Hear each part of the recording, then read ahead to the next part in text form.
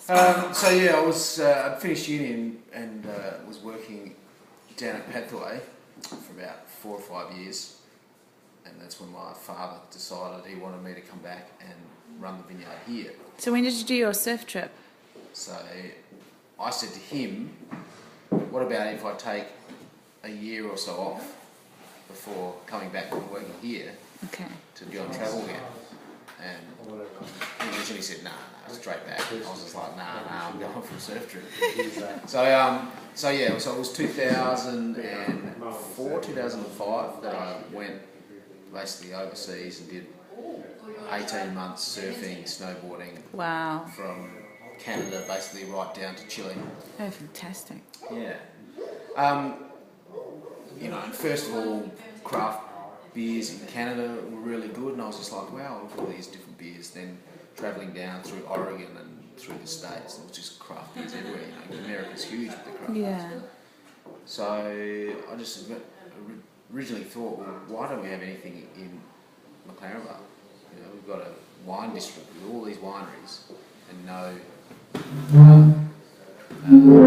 craft beers. So as I was going on bus trips and stuff, I was just writing down what I wanted to do and how I'd approach it and do all that sort of stuff. So that's cool. So I had work and travel. Yeah, so I had a full notebook of that. So then I got back, did a vintage, decided I wanted to go and surf again. So I'd already been surfing for about 18 months. And I had a window of opportunity between the time starting for my dad and the end of vintage was about a 6 or 8 week period. So I went over to Indonesia and spent 8 weeks over there. But before I left, I took all these manuals on how to brew beer. Wow. So when I wasn't surfing, I was sitting there sort of studying how to make beer. So when I got back, so cool. Huh?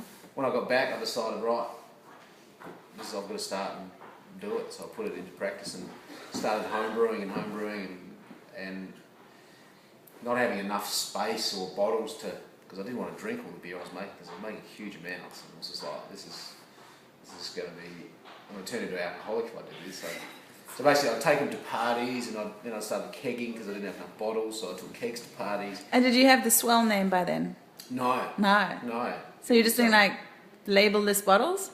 Yeah, just this is a pale ale or this is an amber ale or Get it, okay. An American pale ale.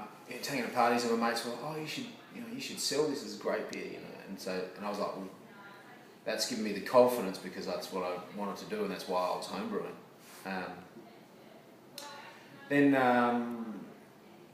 my stepbrother who lives in New York came over and he obviously had kegs and all that sort of those things for New Year's Eve. We got on it and I've told him the story and what I really wanted to do, but I just didn't have the funding at the time. So by the end of his trip, he just said, well, how about we go into a partnership?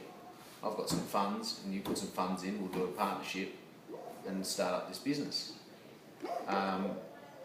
So I'd had the name by then because about 2 years before that, McLaren Vale Brewing Company had been started up and they'd brought out this Vale Ale and I was so depressed. I was like, that was the name I was going to use. I'd written it down, McLaren Vale Brewing Company, because I'm obviously in McLaren Vale. Yeah.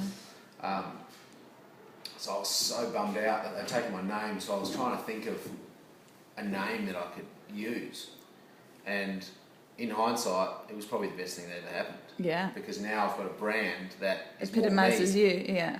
It's more sort of my your baby lifestyle. Yeah. And, it's not just a regional brand name. It's it could be a worldwide brand. So, it was meant to be, obviously. So.